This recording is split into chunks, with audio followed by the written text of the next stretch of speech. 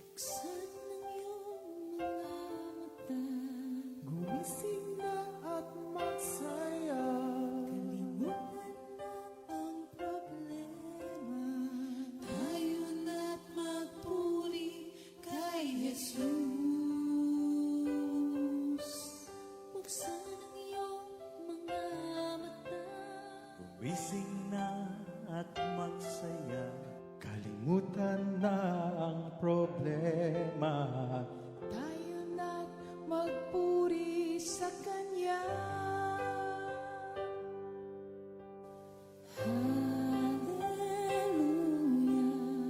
Hallelujah, Hallelujah. hallelujah, hallelujah, hallelujah, Hallelujah.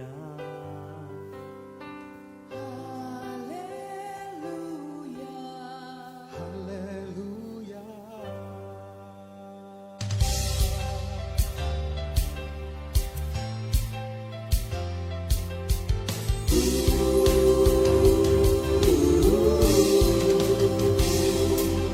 Buksan ang iyong mga mata, gumising na at magsaya. Kalimutan na ang problema, tayo na't magpuri kay Jesus.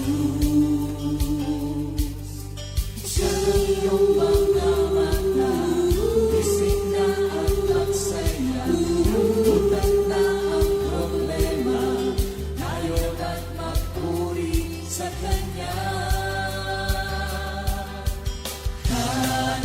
Hallelujah, hallelujah, hallelujah, hallelujah, hallelujah, hallelujah, hallelujah, hallelujah. Buksan ang iyong mga mata, gumising na at magsaya. Kalimutan na ang problema, tayo na't magpuri kay Jesus. Buksan ang iyong mga mata, gumising na at magsaya. Kalimutan na ang problema, tayo na't magpuri sa Kanya. Hallelujah, hallelujah, hallelujah, hallelujah, hallelujah,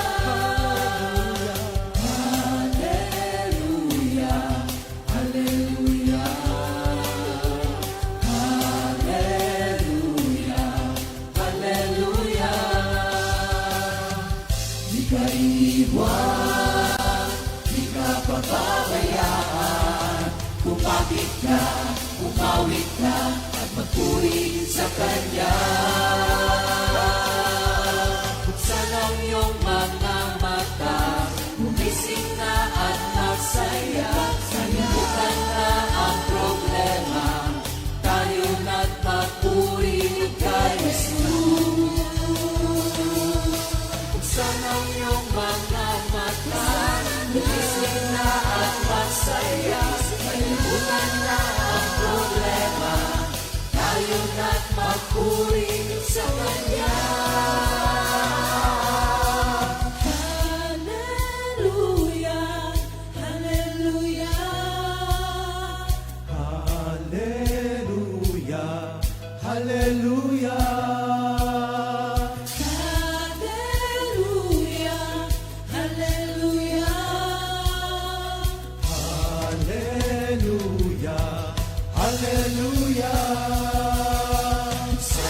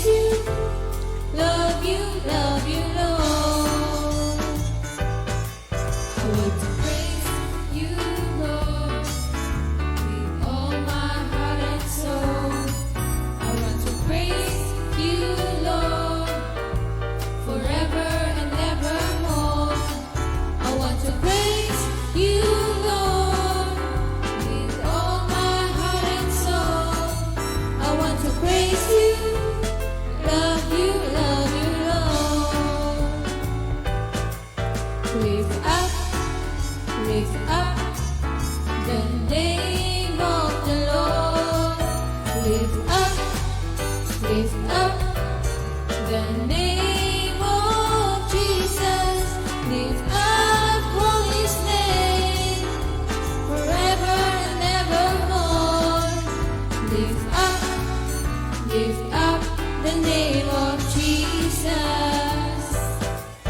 Lift up the name of the Lord. Lift up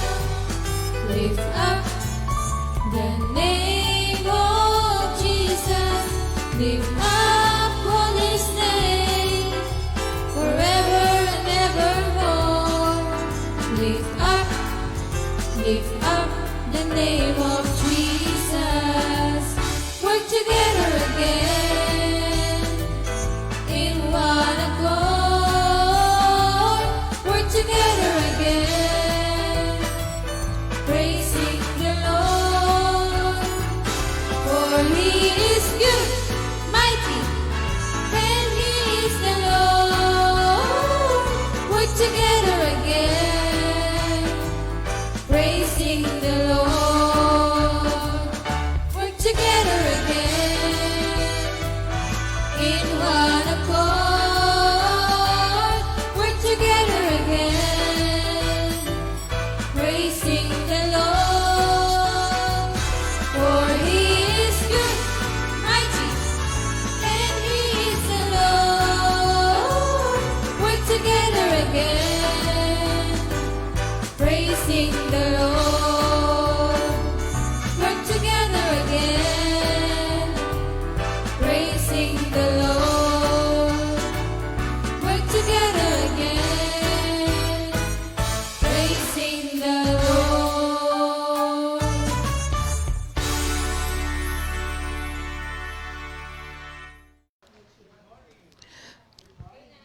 Good morning, Good morning, Jesus! Jesus!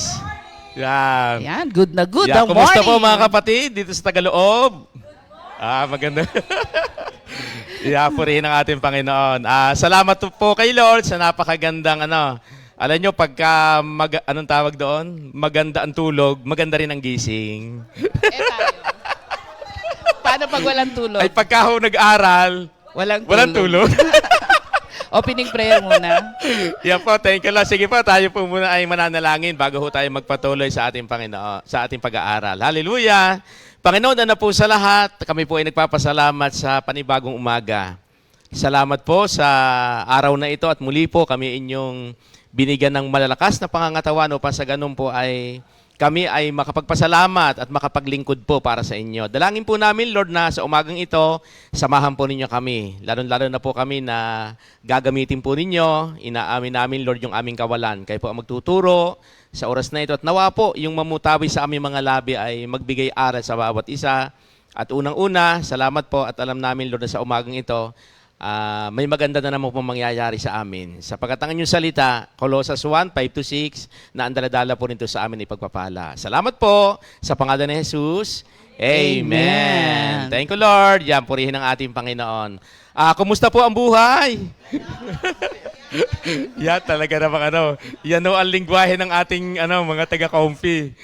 Kumusta ang buhay, ganap at kasiya-siya. Alive in Christ. Totoo po na sa buhay naman natin, talagang yung buhay na ibinigay sa atin, Lord, napakaganda po na pahalagahan natin.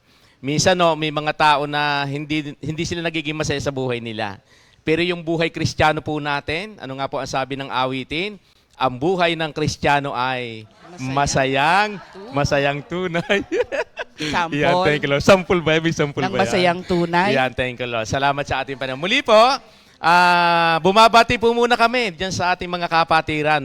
Batiin muna natin yung ating mga kapatiran sa simulan. Dyan sa North. Good morning po mga kapatid natin mula sa Isabela Outreach, Cagayan area, Nueva Ecija, Baguio, Pangasinan, Tarlac, Bulacan, Pampanga, Bataan, Cabanatuan, North area. Yan ang sa north. Sa North area. Kapas Tarlac po. Tarlac outreach natin. Good morning po sa inyo mga kapatid. Yeah. East naman po, ano po ba yan? Simulan po natin sa Hala-Hala. Yan. Tapos so dyan sa Taytay, Antipolo, Marikina, Cainta. Talim, Taguig, Pasig. Rizal area. Yan. Kasama na dyan ang QC. Yun, hanggang doon lang. Hindi, ang QC sa West. West yun. West ba yun? Oo, QC at saka Makati area yan. At sa South area? San Yun. Juan. Good morning mga kapatid daw sa San Juan, sabi ni Sister Ana. At sa ating mga kapatid po sa Batangas, San Pablo, Candelaria, Los Baños. Los Baños, Lagot pagka hindi naalala. Calawan, Calo Mendez, Nasugbo Outreach. Bicol din, kasama Bicol. Oo, Bicol Outreach at ang ating Bisaya Outreach. Good morning po mula Apari hanggang Hulo. At ganoon din sa mga kapatid po natin na nasa ibang bansa na nakatutok din po sa ating Good Morning Jesus. Thank you, Lord.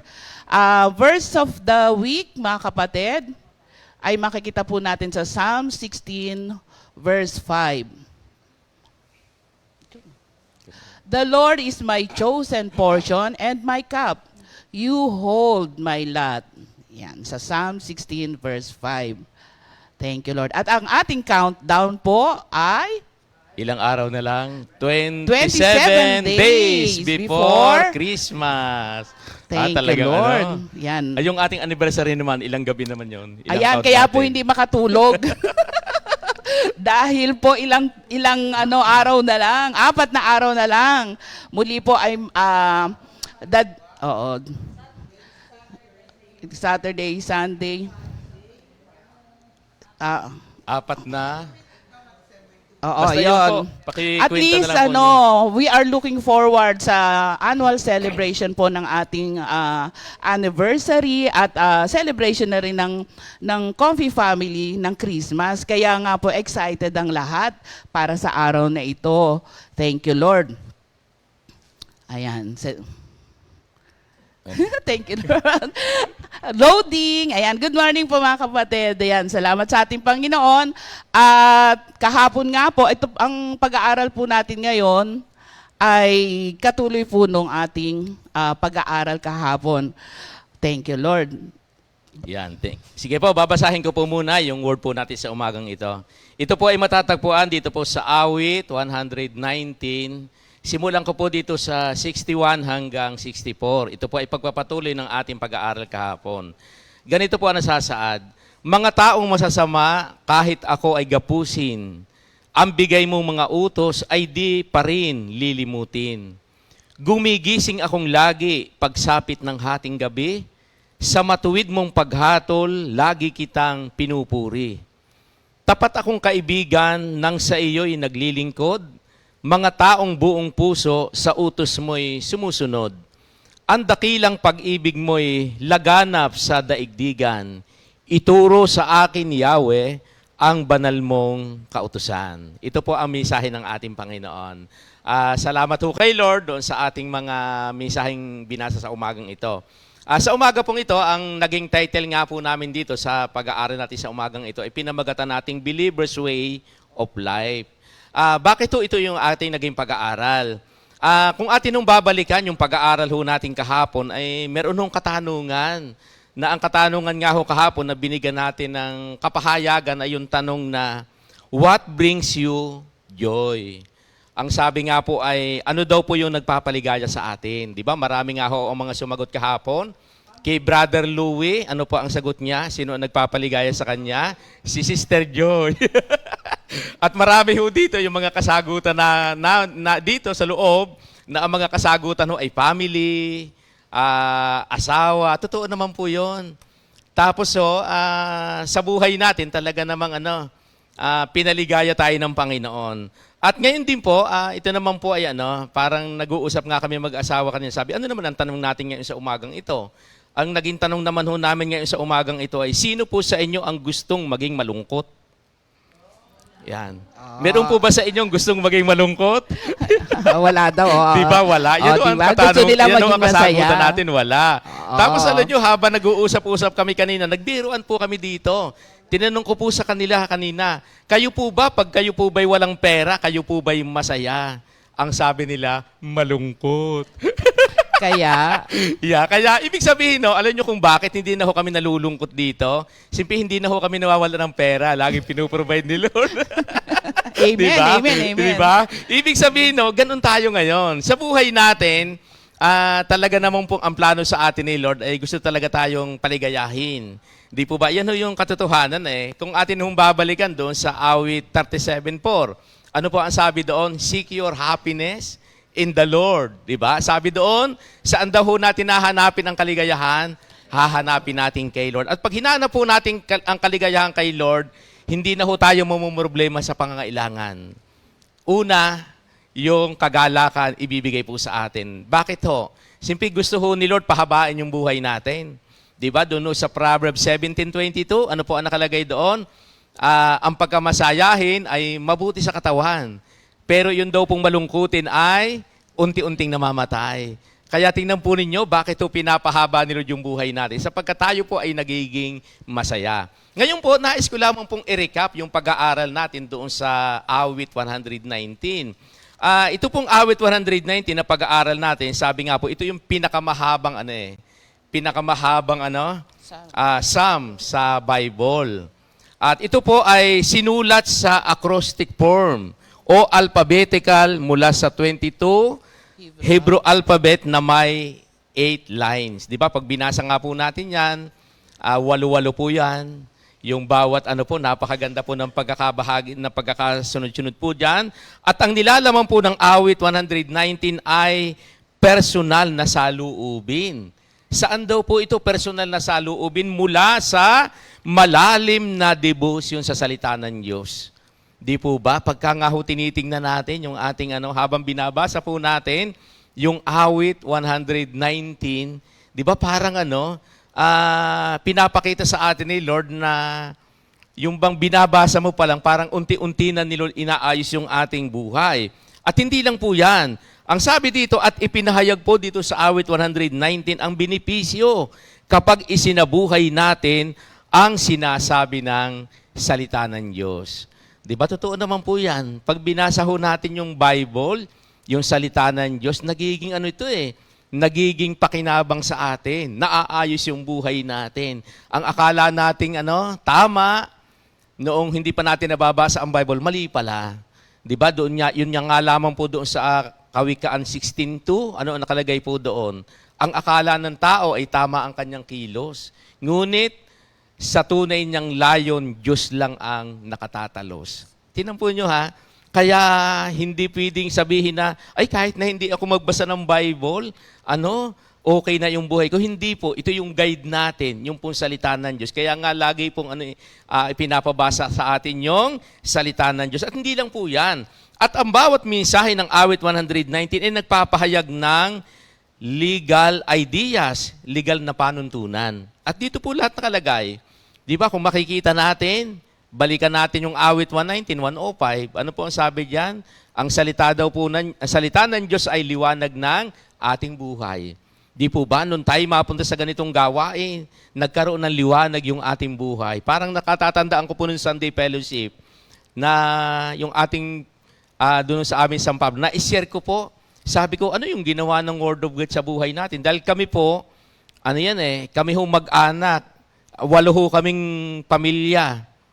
8 ho kaming anak ng aming tatay at ng aming ina. Kami ho ay 2 lalaki. Tapos 6 ho yung babae. Alam niyo po ba, lahat ho kami marunong mag-inom. Lahat ho marunong manigarilyo. Saan ho naman na namin yon? Sa magulang namin. Bakit ho? Ang itinanim mo sa aming isip ng aming tatay, lalo-lalo na po sa amin 2 anak na lalaki, ang naging sabi nila sa amin, pagka daw ho hindi marunong uminom ang lalaki at hindi marunong marigalyo, bakla daw ho ang tawag. Yun ho, akala ho namin, simple tatay ang may sabi, paniwala naman. Dahil yun ho ang kasabihan sa amin sa Batangas. Pero, salamat ho kay Lord. Kaya nga ho, yung sinishare ko lagi, 7 na taon, 7 taon ho, naninigarilyo na, 7 na taon, kaharap na po ako sa inuman. Dahil bakit to? Simple wala hong Word of God. Akala ho namin yung turo ng aming tatay nasa Word of God. Hindi pala. Yun yung ikasabihan lamang ng mga tao. Pero anong sinasabi ng Word of God? Ang sinasabi po ng Word of God, ang gabay natin, Word of God, salita ng Diyos na binabasa natin. Di po ba? Kaya napakahalaga po na pinag-aaralan ho natin to. At hindi lang po yan. Sabi dito, God's own witness to His will for man. Ito po ay patotoo ang kalooban ng Diyos para sa tao. Kaya nga ho, pag binabasa ho natin yung awit 119, ito po yung patotoo ng kalooban ng Diyos sa tao kapag ka ito'y ating ipinamuhay, ito po'y ating sinunod. Alam niyo, ang Word of God, walang inilihim eh. Talaga naman pong pinakita sa ating lahat na kapag ito'y sinunod natin, hindi ho tayo mapapahama. Kaya ito din po ay dynamic utterance of God. Ito po'y makapangyarihan ang salita ng Diyos na sabi nga makapangyarihan po ang salita ng Diyos na nanggagaling po sa kanyang mga bibig. Diba? Sabi nga po doon sa Matthew 4:4 na hindi lang tayo nabubuhay sa tinapay, kundi sa bawat salita po na namumutawi sa bibig ng Panginoon. Di ba ngayon tayo, nakikita po natin kung gaano kaganda yung buhay na nakaugnay kay Lord. Kami nga, yung katanungan namin kanina, di ba, kami po isa sa buhay din ng malungkot. Bakit malungkot ang buhay nung wala rin kay Lord? Nung hindi pa ho namin alam ang Word of God, dahil hindi nga po sumusunod, ang mga, hindi naman gasinong mali. Kaya lang, may kaunting mali. Parang kaunti lang naman. Pero alam niyo po, ang gusto talaga ni Lord, yung pagsunod natin, hindi talagang sunod yung pagsunod sa Kanya. Kaya nga po, itong pag-aaral natin sa salita ng Diyos, ito po yung basic guidance and instruction, mga pangunahing gabay at mga pagtuturo. Di po ba? Ang salita po ng Diyos, ito yung gabay natin Ito yung pagtuturo natin. Di ba? Sa panahon natin ngayon, pag-aalalahanin natin, ang tagal na natin sinasabi ng ating mga magulang, anak, masama yan, huwag mo iyang gagawin. Ay di ba? Oo lang naman tayo ng oo. Pero ginagawa pa rin natin kahit mali. Pero alam nyo, nung basahin natin ang Bible, yun ang parang pagtiningnan mo, yung Word of God. Yan ang pinakamagandang magturo Kaya nga sa mga bata, di ba, yun ang ginagawa natin ngayon. Kung gusto ho natin hindi tayo mahirapan ng pagpapalaki, alam nyo ang gagawin? Isama nyo sa prayer meeting. Pag napakinggan ho ang Word of God, iba po Iba yung dating talaga ng Word of God Minsan niya, di ba, pagka ang tao minsan na nagsasalita, minsan may balik pa ikaw naman, bakit ganoon ka rin naman? Pero ang Word of God po, di ba, pag binasa natin, parang parang pag binasa mo at yun ang ginagawa natin, para bang Lord, sorry po. Di ba, naandoon agad yung conviction ng Word of God. Ganun pong kabisa, ganun kahalaga yung salita ng ating Panginoon. At hindi lang po yan. Ang sabi nga, awit 119, ito po ay para maunawaan natin ang mga hakbang tungo sa buhay na walang hanggan at magkaroon ng kaugnayan sa pagsunod natin sa salita ng Diyos. Sa kaligayahan, sa pagsunod natin sa salita ng Diyos. Di ba, napansin ba ninyo tayo ngayon? Yung pagsunod natin sa salita ng Diyos, may kaligayahan na. Di po ba? Tingnan niya po ninyo yung mga katabi ngayon. Iyan po ang mga palatandaan ng may kaligayaan sa pagdilingkod natin sa Panginoon. At ang hakbang, sabi nga dito, at habang pinag-aaralan po natin ng awit 119, ay nagiging malinaw po sa ating kaisipan ang tipan ng Diyos, yung kanyang pakikipag-covenant. Ang pakikipag-covenant sa atin ng Panginoon talagang, ang pakikipagtipan niya sa atin, sabi ng ating Panginoon, babaguhin niya yung buhay natin. At yung po, salamat at napatunayan natin ngayon nang tayo, basahin natin ang Word of God, nakapamuhay po tayo, nang tayo ay naglilingkod sa ating Panginoon. Kaya nga po, ito ay tinatawag ding covenantal love and faithfulness to His people. Yung covenant po ni Lord na hindi nagbabago. Diba? Yung covenant ni Lord sa atin na talagang yung pagmamahal ng Diyos po ay hindi nagbabago. Totoo naman po yun. Kahit may mga pagkakataon na nagbabago tayo kay Lord, pero ang Diyos ho kahit kailan hindi ho nagbabago sa atin. Di po ba? Sabi nga doon sa isang lagi nagsasabi, yung isa nating kapatid, sabi nga niya, ang Diyos daw po ay nagpasya na tayo mahalin. Kaya kahit daw ho anong tigas ng ulo natin, mamahalin at mamahalin pa rin naman tayo ni Lord. Di po ba? Ay kaya naman, habang tayo, di ba, mahal na mahal tayo ni Lord, kaya pag nagiging matigas pa rin ng ulo natin, napapahiya na tayo, Lord, palalambutin ko na yung ulo ko. Susunod na po ako sa inyo. Dahil kahit ano pong gawin ko, mahal na mahal po ninyo ko eh. Di ba yung po tayo ngayon, na wala tayong gagawin ngayon kundi sundin yung kanyang salita. Dahil ito yung magdadala sa atin eh. Para makapamuhay tayo ng ano. At yan yung nararanasan namin ngayon. Sabi nga, pag ikukumpara natin ang buhay natin ngayon, ako, sabi nga, ano ba yung ating awitin? Sabi nga, nung ating awitin, wala nang buhay na gaganda pa, kundi ang buhay na kasama kita. Sa piling mo lang ito'y nadarama, O Panginoon. Ikaw na nga talaga. Di ba siya na talaga? Wala na tayong hahanapin pang iba. Iyan na po ang Diyos natin na nagpabago ng buhay natin. Dating takot sa tao, di ba ngayon nakakaharap na sa tao. Dati, hindi marunong magsalita, kaya lang nagsasalita. Pag kinakausap ngayon, nagsasalita na. Di ba? Yun po yung mga patutuo na ginawa sa atin ng ating Panginoon. Ano pa? At ito po ay naging witness tayo sa pagkilos ng Diyos sa buhay nating mga mananampalataya. Di ba? Na sa atin ngayon, kaya nga kung aalalahanin natin yung mga awitin natin, sabi nga yung ating buhay ngayon, ano yun? Kung maalala ko ang buhay ko noon, alaalang kay dilim ang siyang naroon. Di ba? Yun po. Ngunit ang laking pagbabago ginawa ni Kristo. At yun na po, ang laki talaga po ng pagbabago ng salita ng Panginoon. Di ba? Sa buhay natin, di ba? Tayo nga lang, manalmin nga lang tayo. Sasabihin natin, grabe talaga yung ginawa ni Lord. Di ba? Ano sabi? Pag nanalamin, ang pogi mo raw. Di ba? Pag nanalamin ka, ang ganda ko pala ngayon, pinaganda ako ni Lord. Di ba? Ibig sabihin, no, sa mga babae ho yun, ha?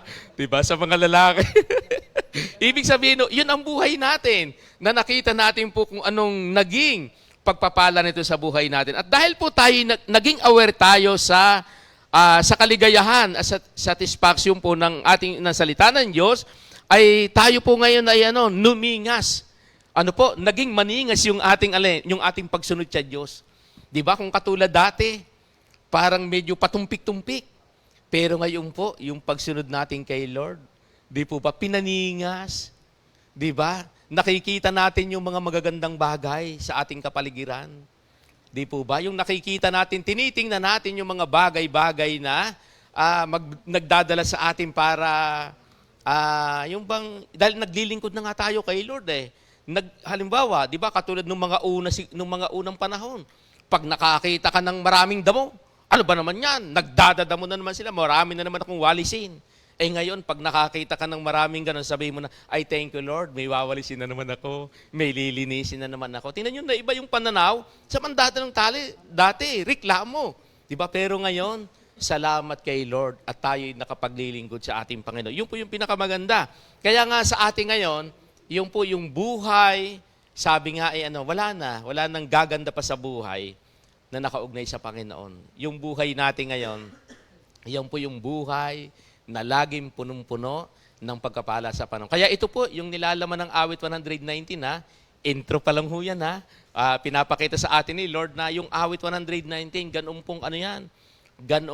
Ganun po yung ginawa ng Diyos sa ating buhay. Nung paniwalaan natin to, ano po ang naging resulta na sa buhay natin? Yung ating paglilingkod kay Lord, naging mainit, naging maningas, naging maalab yung paglilingkod natin kay Lord. Dahil yung pagkakatawag sa atin ni Lord, yun nga, yung pagkapatuloy nga nito, may bahagi tayo Di ba? Naandyan si Lord para isustain ni Lord yung pangangailangan natin. Ikaw naman, Ma. Amen, amen. Ayan. Naliligayahan po ba tayo mga kapatid?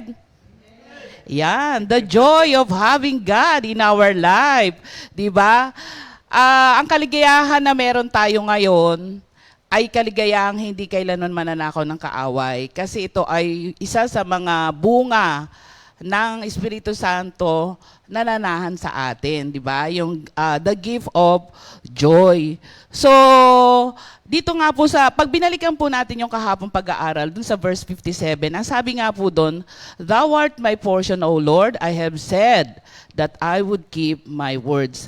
Pagka po naunawaan natin na ang Diyos lamang ang natatangi nating kailangan o ang lahat sa buhay natin, mahanap po natin sa puso natin ang joy of serving the Lord.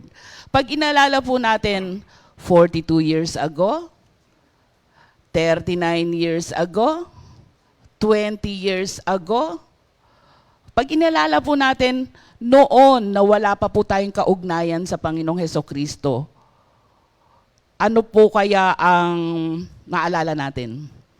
Babalikan pa po ba natin yon? O hindi daw. O hindi daw, di ba? Katulad po ng question kanina, di ba? Yung kahapon, what brings you joy? So, family. Ngayon, syempre, yung kami bilang mga manggagawa, ang kagalakan po namin ay yung makatapos kami ng prayer meeting, yung mission accomplished. Yung pag binigyan nyo kami ng job order, mission order. Mission order na magpe-prayer meeting kapag katapos nun, ang kumbaga mission accomplished, ganon.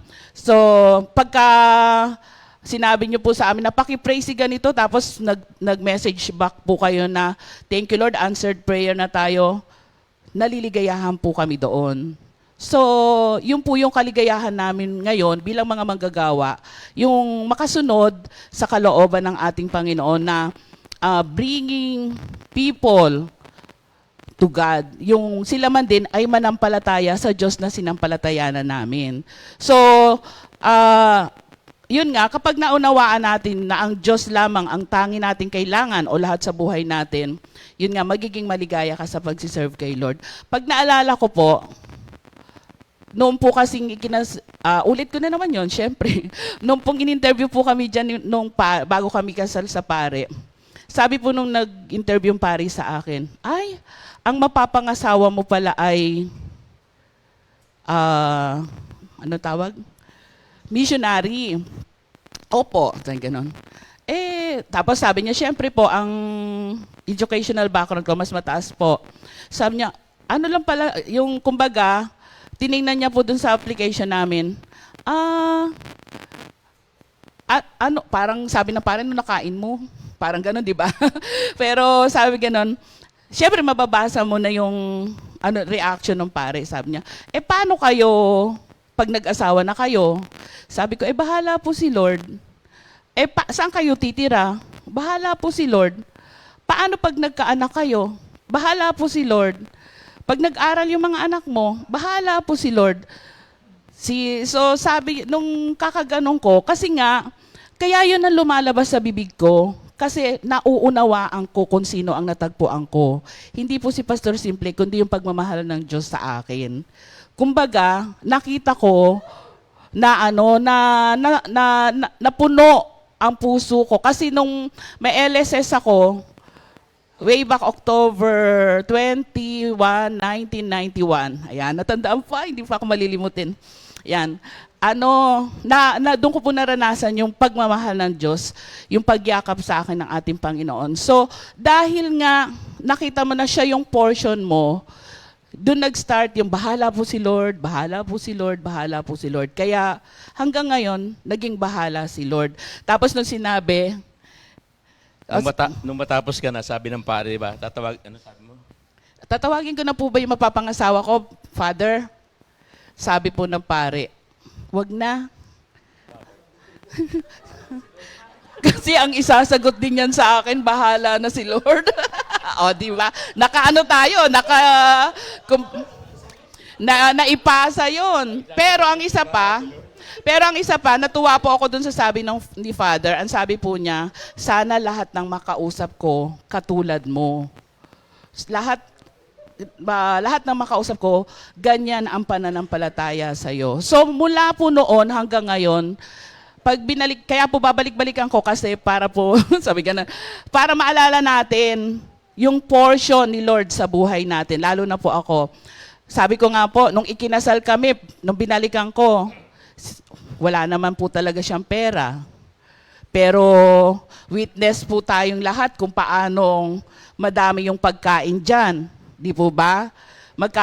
Yung provision ni Lord. Ano pa? Yung bahay na tinirhan namin, ang unang-unang bahay na tinirhan po namin, yung bahay nila Pastor JB sa Lipa. ano yon, mansyon, malaking bahay.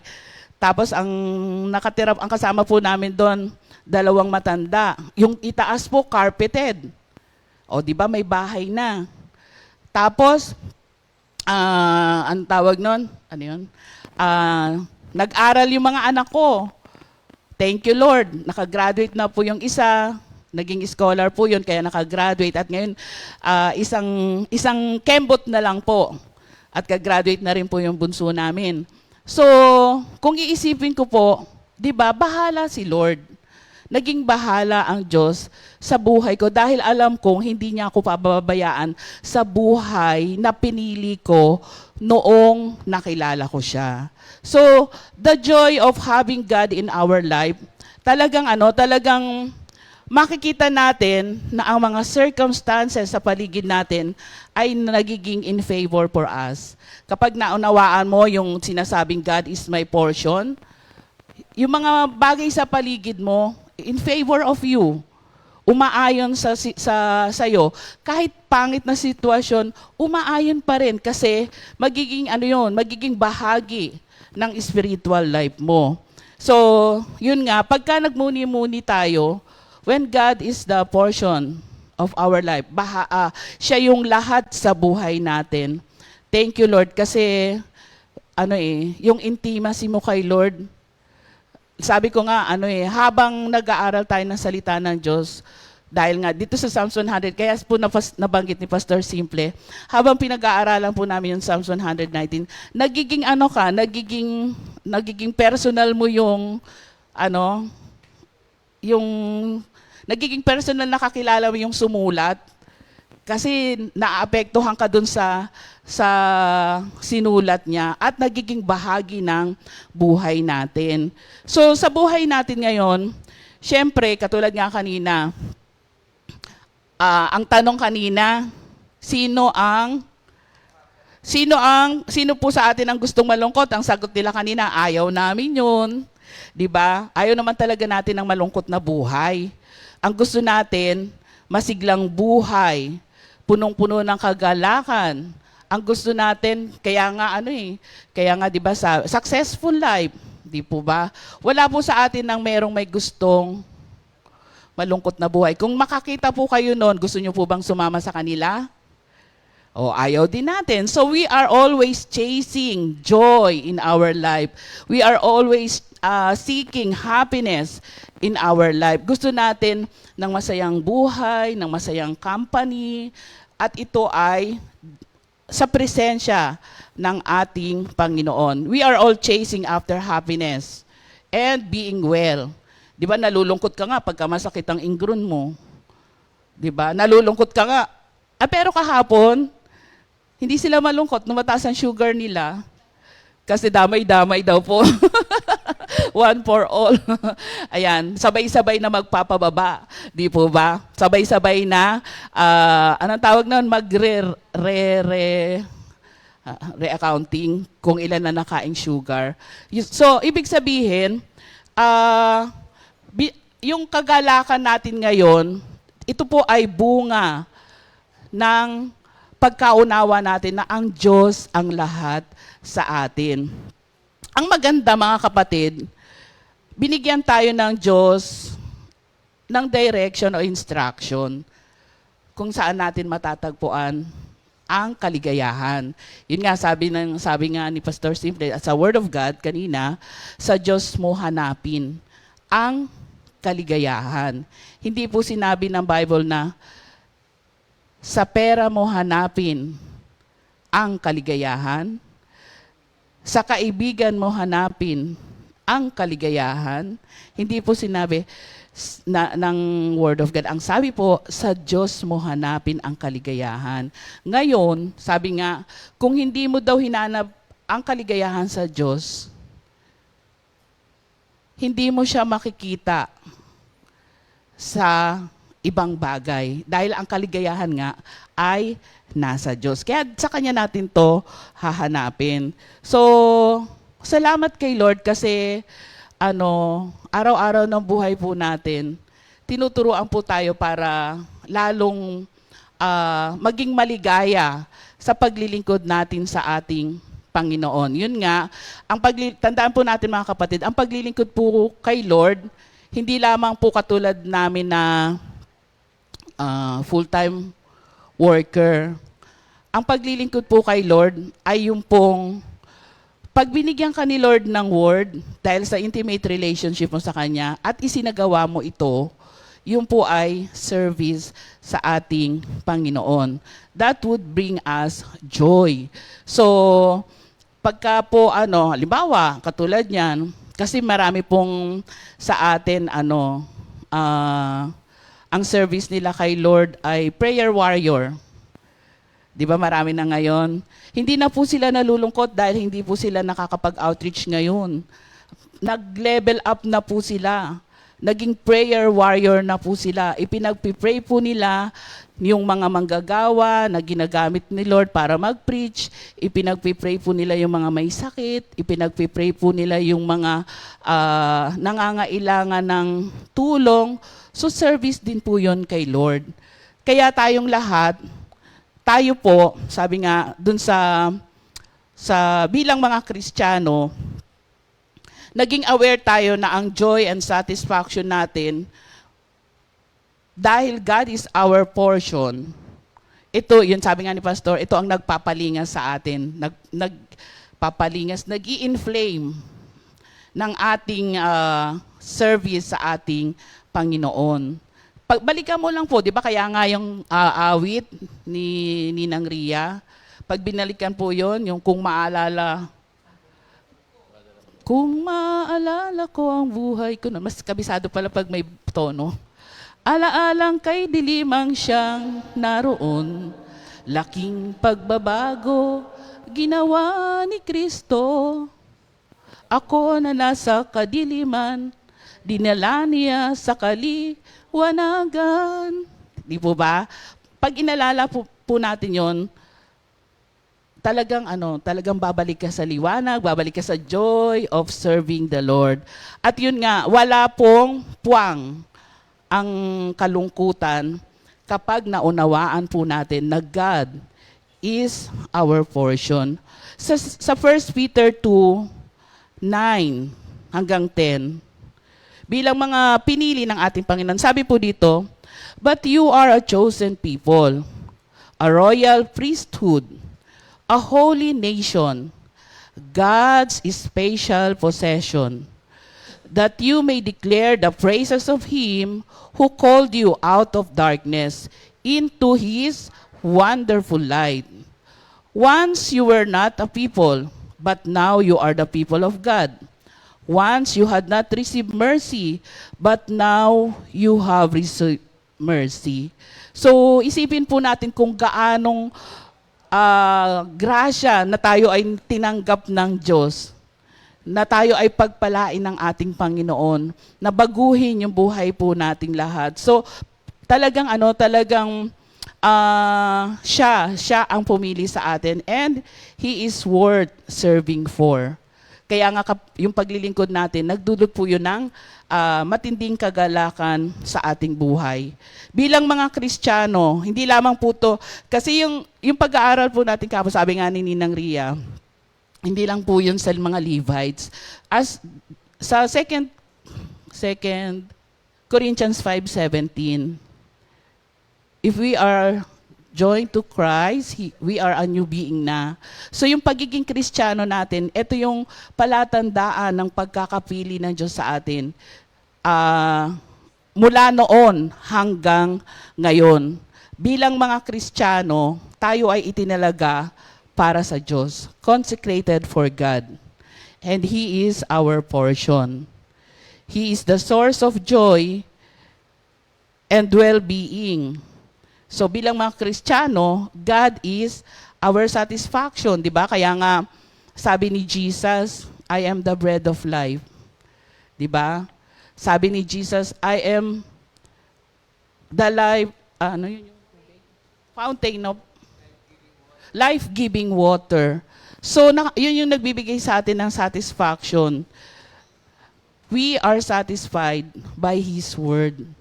So, bilang mga Kristiyano, ang buhay natin ngayon ay umiikot sa salita ng Diyos bilang mga Kristiyano. Kaya nga, di ba,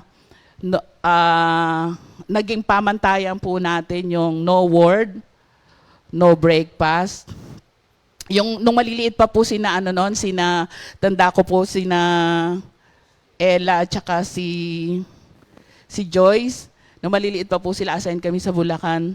Sila po noon, dahil mga estudyante, ang kanila naman po, no word, no sleep. Kasi sa gabi sila nagbabasa ng Bible kasi nga school days. Kaya sila, yun yung natandaan ko sa kanila, no word, no sleep. Ang iba, 'di ba? No word, no food. Ang salita po kasi ng Diyos, yun nga sabi ko, bilang mga Kristiyano, ang salita po ng Diyos, doon po umiikot ang mundo nating lahat sa salita ng ating Panginoon. Hindi po natin pinag-uusapan dito yung wala dito. Yung walang kaugnayan kay Kristo. Tayo pong lahat to.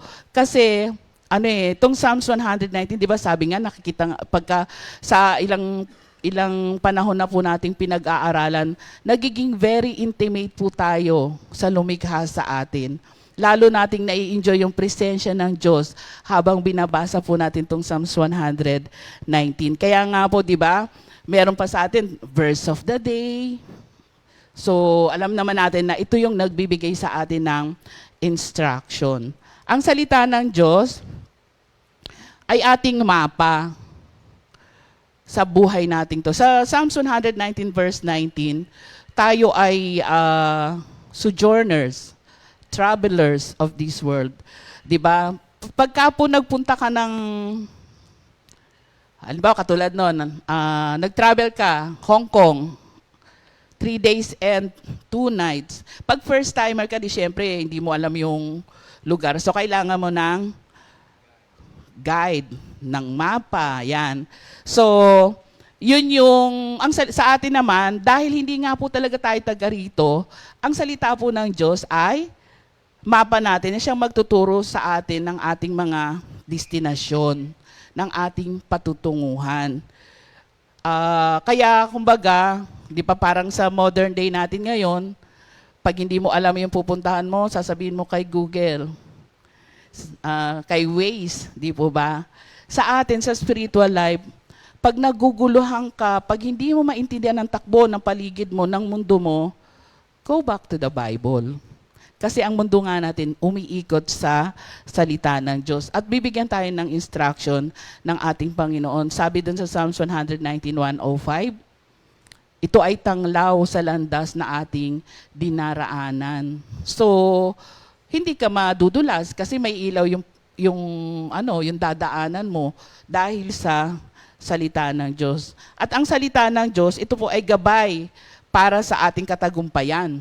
So, di ba, sabi ko nga kanina, ang gusto natin maging masaya, maging successful. So, kailangan natin yung Word of God bilang gabay. Kaya nga sabi kay Joshua, ng ating Panginoon. Basahin, Joshua 1:8-9. Basahin mo ang aklat na ito, dilidilihin mo ito araw-gabi upang masunod mo ang mga nakasulat dito at magtatagumpay ka. So, yung katagumpayan na ninanais natin, nasa Word of God. Ano po yan step-by-step instruction. Minsan di mo naiintindihan yung sagot ni Lord, pero pagka sinunod mo, magugulat ka dun sa resulta. Kasi sa 2 Timothy 3:16, sabi nga po dun, ang salita ng Diyos ay kinasihan ng banal na Espiritu, magagamit sa wastong pamumuhay, pagtutuwid, basahin natin sa Tagalog, para maisa-isa natin. 2 Timothy 3:16. Ang lahat ng kasulatan ay kinasihan ng Diyos at nagagamit sa pagtuturo ng katotohanan, sa pagtatama sa maling katuruan, sa pagtutuwid sa likong gawain, at sa pagsasanay para sa matuwid na pamumuhay. So, talagang umiikot ang buhay Kristiyano natin sa salita ng Diyos.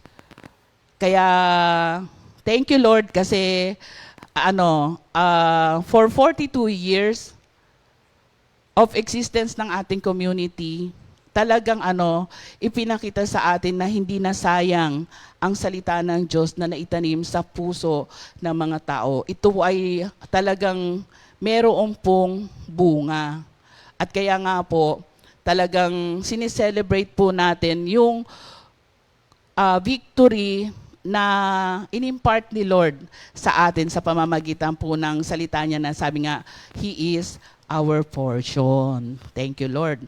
Yan, thank you, Lord. Sige po, tayo muna ay sound. Dako muna tayo sa may birthday. Happy birthday, Kuya Enol! Enol. Brother Enol, Nokum. Check. Parang 61 na yata siya. Oh, 61. Thank you, Lord. Sister Menchi De Leon, happy birthday po. Sister Gina Alvaran. Sister Jojo to na ngayon ay nasa dagat. Happy birthday. And Sister Noemi Ancheta. Happy birthday po mga kapatid.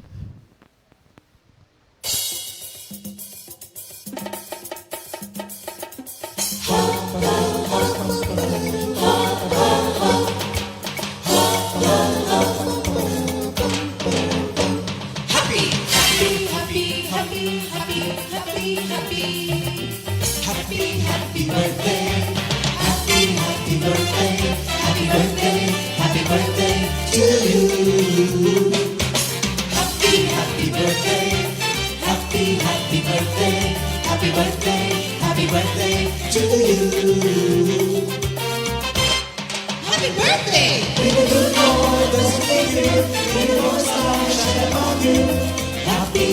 birthday to you.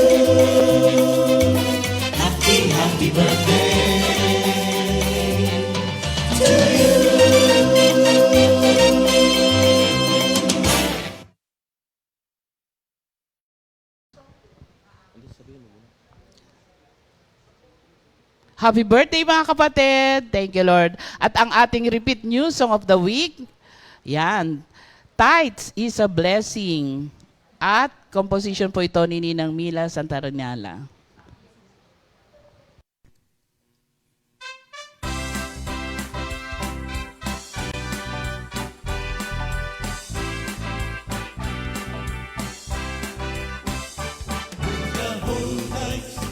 Into the temple, that there may be food in my house.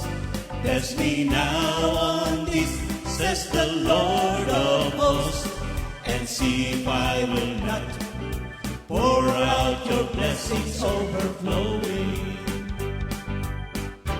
Bring the whole tithes into the temple, that there may be food in my house.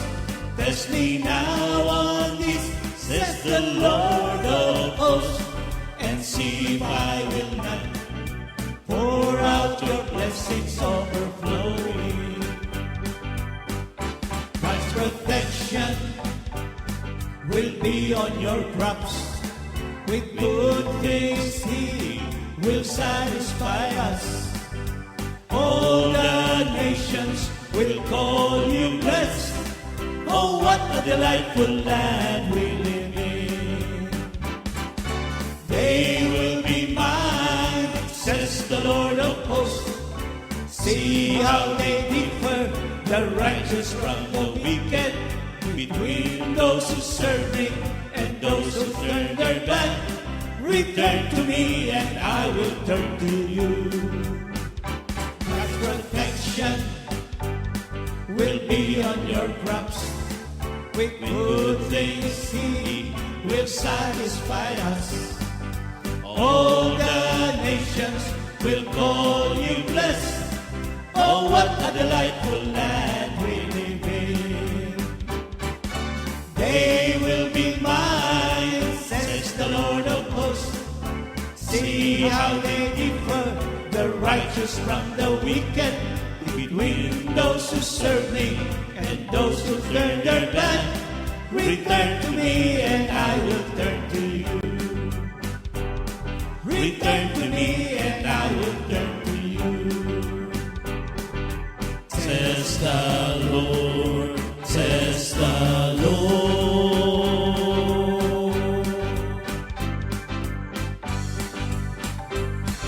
Says the Lord.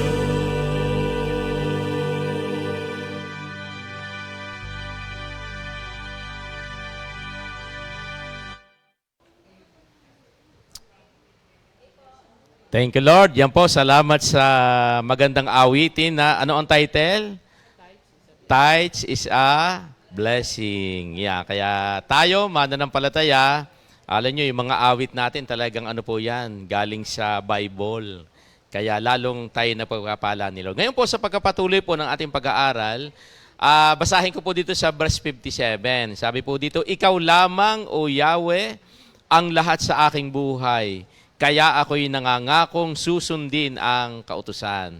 Yan, ito nga po yung ating tinatalakay dito sa verse na ito na kapag ang Diyos po ang naging bahagi ng ating buhay, ano nga po ba ang mga palatandaan ito? At ito nga po yung ating bibigyan ng pansin. Una, sabi dito, kung ang Diyos ang lahat sa ating buhay, sabi dito po ay, unang-una ay keep God's word. Sabi nga dyan ay atin pong iniingatan yung kanyang salita. Di po ba na atin nung pinag-aaralan? Sabi nga doon sa awit 119, verse 11, ano po ang nasasaad dyan? Ang banal mong kautusay sa puso ko iingatan upang hindi magkasala laban sa iyo kailanman. Di po ba? Kaya kapag pag sinasabi natin na ang Diyos po ang porsyon ng buhay natin, siya yung bahagi siya sa buhay natin, di ba? Iniingatan po natin yung kanyang salita. Alin po yung salita? Ito yung ating napag-aaralan, ito yung ating napapakinggan, ito po yung ating binabasa, ito po yung ating minumuni-muni na salita ng Diyos. Na ito po iniingatan po sa puso natin. Di po ba? Ganun pong kahalaga yan. Kaya nga, ito yung palatandaan kapag sinasabi natin si Lord ang porsyon ng ating buhay. Pangalawa, ano ang sabi dyan? Ano naman yung pangalawa? Pag sinabi nating when God is our portion. Kapag ang Diyos ang lahat sa buhay natin, sabi nga po, we heartily sought. Ibig sabihin, madali tayong makasunod kapag ka ang Diyos ang lahat sa buhay natin. Doon sa verse 58, pagka sinabing heartily sought, taimtim ang aking puso. Ibig sabihin, buong puso mong tawag nun, ina-appreciate yung Humihiling. hindi. Pagka si Lord ang talagang siya yung priority mo, buong puso na hinahanap mo si Lord dun sa Word of God na binabasa mo. Heartily sought. Sabi nga, sa verse 58, taimtim sa aking puso ang paghiling base sa pangako ng Diyos. So, dun sa binasa mong Word of God, hinahanap mo si Lord doon eh. Hinahanap mo kung paano siyang kikilos doon sa salita na yon para sa iyo. Pangalawa, sa verse 59, makikita natin dito, asking God for what God wants. Sabi dito, I have considered my ways and have turned my steps to your statutes. Hinahanap po natin ang Diyos doon sa salita na ipinagkatiwala niya sa atin. Asking God for what God wants and to obey His commands. Dun sa verse 60, sabi nga po doon, I will hasten and not delay to obey your commands. Dali-dali kong sinusunod yung iyong mga utos. So kapag kasi Lord, ang portion, ang lahat sa buhay natin, dahil siya yung priority mo, dahil alam mong siya nagbibigay ng joy sa buhay mo, pag nagsalita siya, sinusunod mo kaagad. Pag may sinabi siya, ginagawa mo kaagad. At dahil po yun sa pagkaunawa mo na siya ang lahat sa buhay mo. Kaya nga sabi nung Hebreo, today, if you hear God's voice, harden not your heart. Yan, thank you Lord. Ang pangatlo naman po, sabi diyan, pagka sinabi natin na si Lord po ang portion ng ating buhay, ang sabi diyan, pinanghahawakan po natin yung mga pangako ng Diyos sa ating buhay. Natatandaan ko po yung John 16:33. Ang sabi po doon, meron daw po tayong kapigatian dito sa mundo at dadanas daw po tayo ng mga paghihirap. Pero ano ang pangako ni Lord? Ang sabi doon ng Panginoon, hindi kita iiwan. Di ba yung pangako doon ng Panginoon, kasama mo ako? Di ba? Ganun pong kahalaga yan. Kaya tingnan nyo, basahin ko na rin po ha, John 16:33, ang mga bagay na ito ay sinabi ko sa inyo upang sa akin ay magkaroon kayo ng kapayapaan. Sa sanlibutan ay nakakaharap kayo sa pag-uusig. Ngunit lakasan ninyo ang inyong loob, dinaig ko na ang sanlibutan. Tingnan po ninyo, yung bang garantiya ng Word of God na sinabi niya. Sabi niya, makakadanas kayo ng mga pagsubok. Pero anong sabi niya? Dinaig ko na. Diba? Dinaig ko na yan. Kaya ang ibig sabihin niyan, pagtiwalaan natin yung salita ng Diyos. Hindi po ba? Totoo naman po yun na tayong nang hawak dun sa pangako ng Panginoon, nararanasan po natin yan. Kaya nga hawang itinuturo sa atin ni Lord, hindi mo lang binabasa. Kinakailangan ito'y pinaniniwalaan mo. At yung po'y nararanasan natin, araw-araw ng buhay nga natin po yan. Kaya nga po, ang sinabi dyan tinan nyo ha, balikan ko lang po, ang sinabi dyan, sa verse 61. Ang sabi dyan ay mga taong masasama kahit ako'y gapusin, ang bigay mo mga utos ay di ko pa rin lilimutin. Tinan po nyo ha, anong sinasabi dyan? Na kahit daw po gapusin ako ng masama, pero anong sabi niya? Pupurihin ko pa rin ang Panginoon. Di ba? Sabi diyan, ang bigay mo mga utos ay hindi ko pa rin lilimutin yan. Sa buhay natin, di ba? Sa totoo lang ho, ang daming struggle sa mundong ito Pero yung salita ng Diyos, para bang maraming, maraming pumipigil, pero hindi ho kayang pigilin Di ba? Lalo na tayo nakaranas ng pag-ibig ng Panginoon, di ba? Talaga namang naipapahayag natin. Di ba? Kahit nung una yun yan, nasasabi natin na parang hindi naman tayo masipag magsalita. Hindi naman tayo nagsasasalita. Pero nung makaranas tayo ng pag-ibig ng Diyos, di ba naging masalita tayo? Ano po yung masalita? Ibinabahagi natin to. Lalo na yung nung mapunta tayo sa ganitong gawain, yung life breast ng ating community. Na anong sabi doon? Yung mga narinig mo sa akin, sa harapan ng maraming saksi ay ituturo mo sa mga tao na mapapagkatiwala ang magtuturo naman sa iba. Yun po ang sabi dyan. Kaya pag sinabi natin na si Lord ang porsyon ng ating buhay, matatag nating pinanghahawakan. Alin po? Yung pangako ng Diyos. Ang pangako po ng Panginoon, iyan po'y hindi nagbabago. Ang mga Kristiyano po, nakakatagal yan, nakakapag-endure yan sa hamon ng buhay dahil sa salita ng Diyos. Ang ating kalasag. Pointing to Jesus and His accomplishments, we triumph over enemies and over sin. So sabi nga dun sa verse 61, kahit na itali ako, kahit na anong gawin sa akin, sabi doon, iingatan ko pa rin ang iyong mga utos. Pang-apat, sa verse 62, makikita po natin, at midnight I rise to give you thanks for your righteous laws. Ito po yung rejoicing. Kapag kasi Lord ang portion natin, we are rejoicing even at midnight. Ibig sabihin, yung, di ba, ang nagiging gawain kasi natin, pagising sa umaga, hanap ka, hanggang midnight pala yun. Kumbaga, 24 hours, kailangan meron kang kaugnayan sa ating Panginoon. Na pagising mo sa umaga, bibigyan ka niya ng instruction, ng mga tapos pag nagawa mo yon, sa gabi sasabihin mo, ay Lord, na-checkan ko na to, ay Lord, nagawa ko na to, at makakapagpasalamat ka sa ating Panginoon. We give thanks. Pagka sinabing giving thanks, ito po ay Christian duty of gratitude. Kaya nga, di ba, tayo, alam na mga Kristiyano tayo kasi ang bilis nating magsabi ng glory to God, thank you Lord. Kasi nga, yun ang Christian duty natin of gratitude. We give thanks to the Lord. Ano po ang dahilan ng ating gratitude? Dahil dun sa tamang paghatol ng Diyos. Righteous judgment ng ating Panginoon. At ang season of gratitude, 24 hours. Hindi lamang po sa umaga. Kasi sabi na even at midnight, hanggang hating gabi, magpapasalamat pa rin ako sa iyo. Kahit natutulog ka, siguro, tigil na magpasalamat, di ba? So, talagang ang buhay natin, a life of thanksgiving, rejoicing always. Ang taong nauunawaan niya na ang Diyos ay lahat sa kanya. Yan, dito naman po sa verse 63, sabi dito, tapat akong kaibigan nang sa iyo'y naglilingkod. Mga taong buong pusong sa utos mo'y sumusunod. Ano naman pong ibig sabihin niya? Pagka si Lord ang sinabi natin na siya yung bahagi natin, siya yung lahat sa buhay natin. Ibig po sabihin niyan, yung ating mga ka-fellowship, sino po yun? Yung ating kapwa mananampalataya. Di po ba? Meron tayong ang ating laging ka-fellowship, yung mga kasamahan natin, mananampalataya. Kaya nga doon sa awit 133 verse 1, sabi po doon ay napakaligaya at kahanga-hanga sa ating pangmasid ang nagkakais at laging sama-sama na magkakapatid. At ganoon din po sa Hebreo 10:25. Kaya nga po ang sabi diyan, kaya't huwag ninyong kaligtaan ang pagdalo sa mga pagtitipon gaya ng ginagawa ng ilan.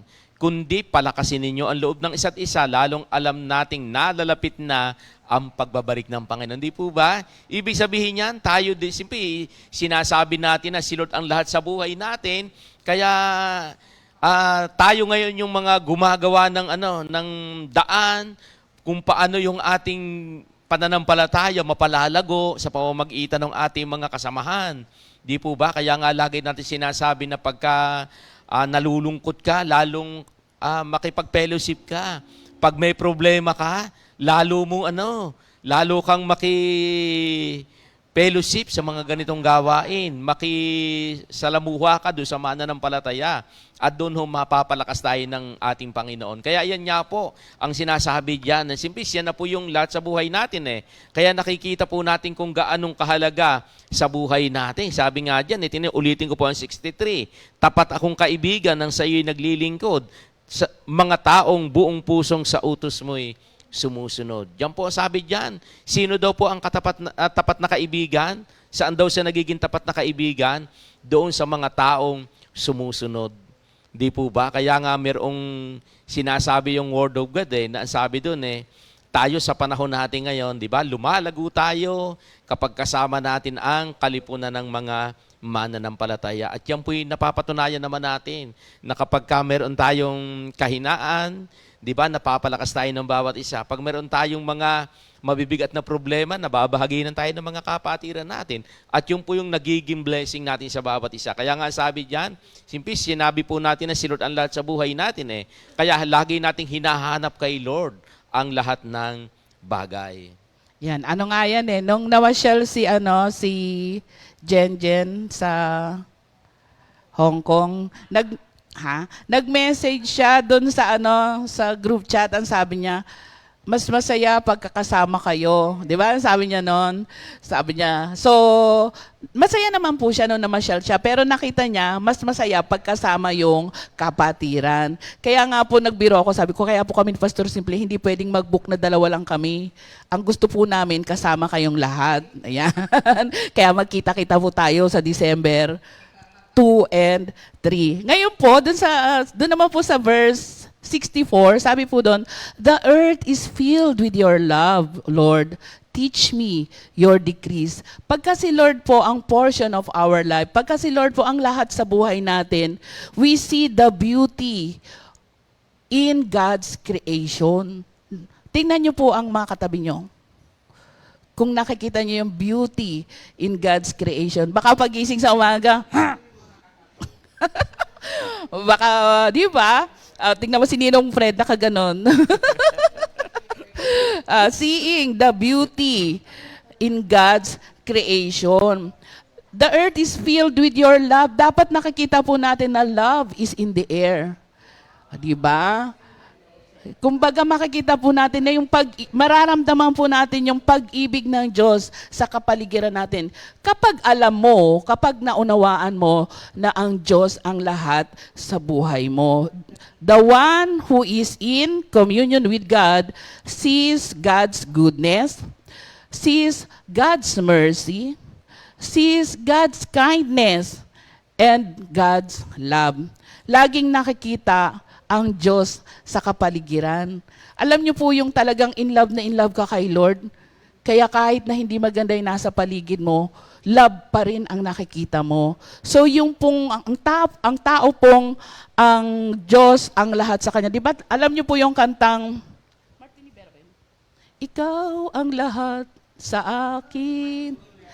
Oo, di ba? In love yun. Wala siya nakikitang iba, kaya yung paligid niya punong-puno ng pag-ibig. Sa atin din po, when God is the portion of our being, talagang ang paligid mo ay punong-puno ng pag-ibig. Seeing Jesus in this world, yun po yung pagkakatawag sa atin bilang mga Kristiyano. At dapat po, makita rin po sa atin ang pamumuhay bilang ganap na mga Kristiyano. Na makita po sa atin ang pag-ibig ni Kristo, maranasan po ng mga tao sa atin ang pagmamahal ng Diyos, at yun po yung function natin as chosen one para maipakilala po natin ang ating Panginoon sa mga tao. Thank you, Lord. Yan. Kaya sabi nga po, yung pinakahuling verse natin na sa verse 64, sabi diyan ay, ang dakilang pag-ibig mo'y laganap sa daigdigan. Ituro sa akin, Yahweh, ang banal mong kautusan. Iyan po yan, no? 'Di ba? Yung sumula talaga. Yung wala na talagang ibang laman kundi yung salita ng Diyos, si Lord sa kanyang buhay. Kaya sabi niya, ituro mo Lord sa akin lahat. At alam ko rin po na ganun din tayo ngayon. Habang binag-aaralan natin yung kanyang salita, lalong lumalalim yung ating relasyon kay Lord na yung bang sa lahat ng gagawin natin, ito'y laging si Lord ang una sa buhay natin. Kaya nga po ang ating naging pamagat sa ating pag-aaral ngayon ay Believer's Way of Life. Purihin po ang ating Panginoon at magandang umaga po sa ating lahat, mga kapatid. Magkita-kita po tayo sa Thank you, Lord. Thank you, Lord. Yan po. Salamat po, Lord. At alam namin na sa umagang ito ay napakinggan namin ang inyong salita at ito'y nawa po'y nakapagdagdag sa aming lahat ng malalim pang relasyon para sa inyo. At muli ang maghapong ito, puri po, pasasalamat. Samahan po nyo kami lahat, yung mga kapatiran po namin na sa iba't ibang lugar, sa lahat ng gawain buong maghapong ito. Alam namin, Lord, na kayo po ang mangunguna sa aming lahat. Maraming po salamat. In Jesus' name, Amen.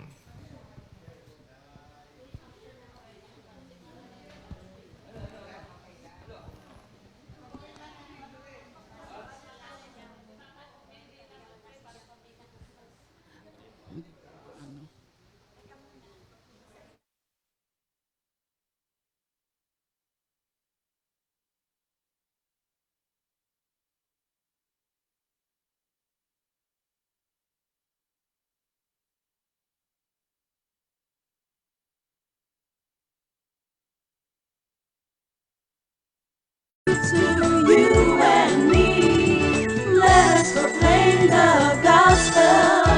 2 Timothy 2:2, hallelujah.